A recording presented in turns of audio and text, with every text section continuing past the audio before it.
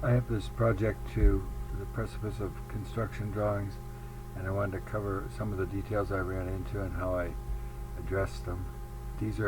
I revisited this when I got ready to actually draw them. I revisited this, and I think it's probably better to do that this way for a good interface with everything.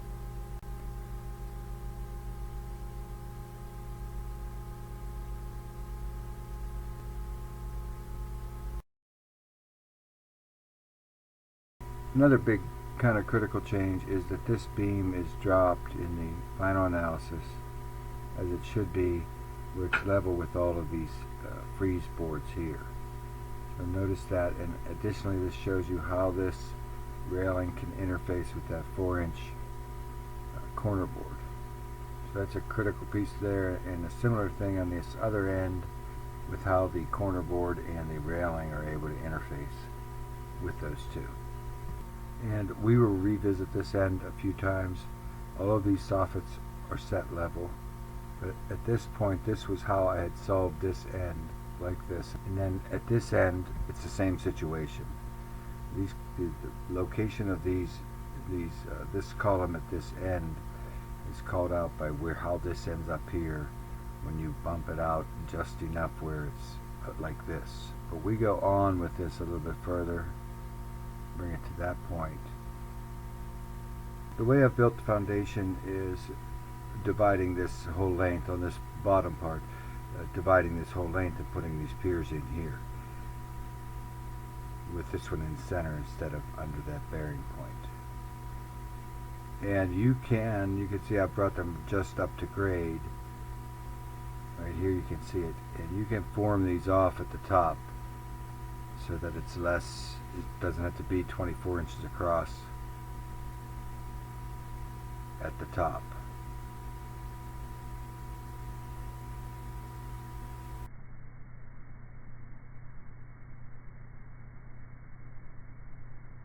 I didn't really like that these floorboards were so far in front of these, and all these columns, all these newel posts are shown as 4x4s that are rooted into the framing here and down into the concrete here, and then sleeved with PVC. But I like to keep these inside this framing. This is a stair framing below. This is just a box, and it's sitting on this concrete there'll be concrete slab here with two little piers going down below grade. And then as far as this sidewalk goes, my plan was to have it, first of all, we come down 6.5 onto the porch, and then here it's going to be 7.5 and then 7.5, and then this section here will stay level out like this, and then from here down to the driveway will slope whatever it needs to slope.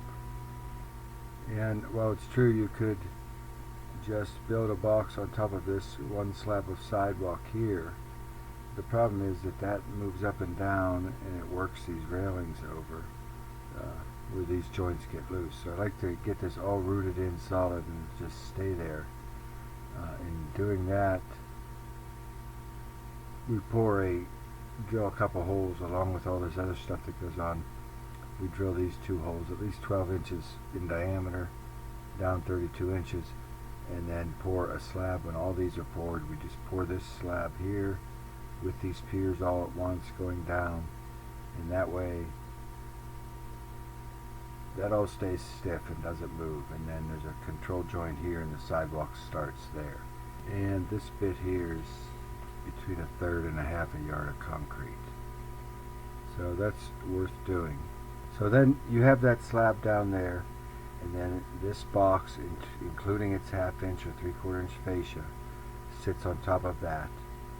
And these here have connectors that go down into the concrete with the required clearance from the manufacturer. So that all stays very rigid. Now here, these railings I've been showing the railings at 36 inches. The railings are entirely optional unless at this end, and I know this isn't accurate here, but unless this end becomes more than 30 inches, they're not required. And so if they're not required, if we don't exceed 30 inches there, we can bring those down, and I kind of like them coming down some. that's 36 there, and this is bringing them down to 33, and you'll see some other views of that same arrangement. That's 36 and 33. Now, one of the things that happened when we pulled this out from 7'6" or whatever it was before, 7'4", to closer to 8 feet, is that these rafters up here, if we stick build this, and these are rafters, 2x4s, those 2x4s no longer do it, and it's going to require 2x6s. And I have brought this ceiling, this is the ceiling here, and I'm just showing 3/8 beaded vinyl on the ceiling, but you can see this is about as low as I can bring it before it starts to intrude below where it should on those keystones over the door lintels. So what I think we should do is just call that out as 2x6s. The ceiling joists really just need to be 2x4s, unless you just use trusses. Yeah, see, here's the ceiling, and see, here's the keystones with the lintels, and that is only about an inch of space there. So I don't really think it's feasible to bring that ceiling down any further. And this is dictated, this level is dictated by the other soffits, because everything is going to be set level, these soffits. So we're stuck right there, and actually these joists here, even the ones that are from the door that come out almost 10 feet, those can pass as 2x4s. So I think what we should do is, if we're not going to use trusses, we should just show 2x6 rafters on the roof, which is required. That's the only way we're going to do that, and 2x4s here, just not to buy extra material. This could be a 2x4 ledger here, for that matter, and we'll just cut that out, cut along bird's mouth here, and nail this up good here. And I don't think they're going to say anything about it. Otherwise, it's just trusses ordered to fit like this. This part here is just something I noticed when I was putting together the model, and the rest of it, and has to do with these details here. These are all done correctly here and here, but this was an error here, and those should stop lower. So while they're out there with their ladders and whatnot, if you want to do it, it could be considered. That's probably just taking some exterior material, cutting these down to there, just putting some new exterior material right on top of that. You just have it project here and here and here and there, and it'll match all these up then. That is not required though for the project. And this gutter is the next thing, this downspout is the next thing that I dealt with, and I didn't like this at all. And that was the only way that was going to work there, and I came to that for a while, and that was I think that was a better alternative than that, but I don't like how it detracts from the column itself, period. So I began to try to solve that and get rid of that thing and put it somewhere else, and it seemed to me that the best thing to do is to make some returns on each side of these. There's no precedent. It could have been that when they did these spouts here, these gutters up here, those probably could have been wrapped around the front here and mitered and turned back to the building. I really don't like that downspout over there. I don't think anyone really would. But you can have it that way with just a straight gutter up front. But I just endeavored to make returns back like this, but not really like that, because we can't have that angle, because over here we're straight up.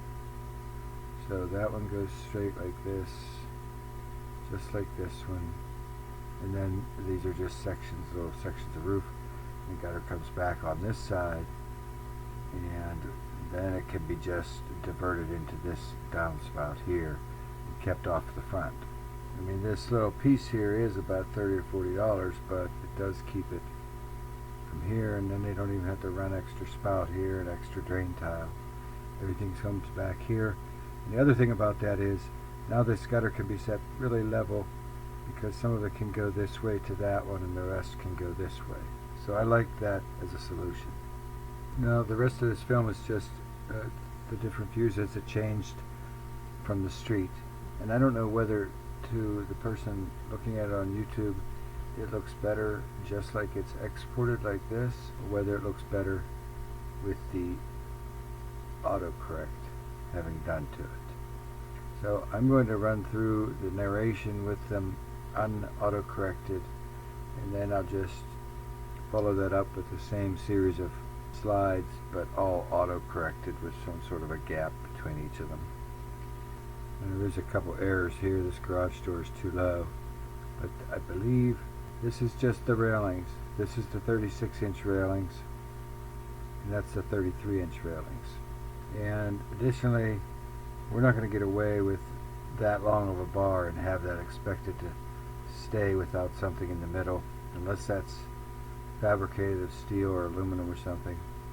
So there will have to be at least one of these in the middle, and whether it's one or two is something you'll have to decide. This might be closer to actual from the street. It's a little lower of a view. You see a little more of the ceiling probably.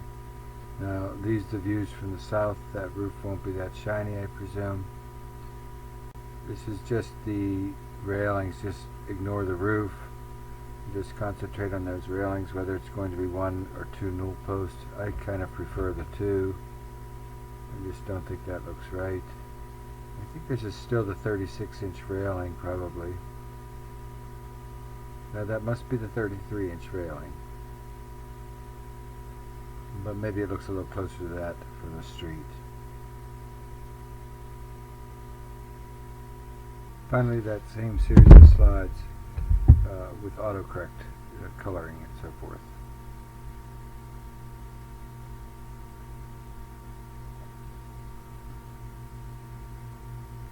Here you see that downspout change. And the newel posts. Back to the old downspout for a minute. That's probably closer from the street, as we said. Here's where you see that bit here, where that's how it is, and that's kind of what I propose. Same thing here.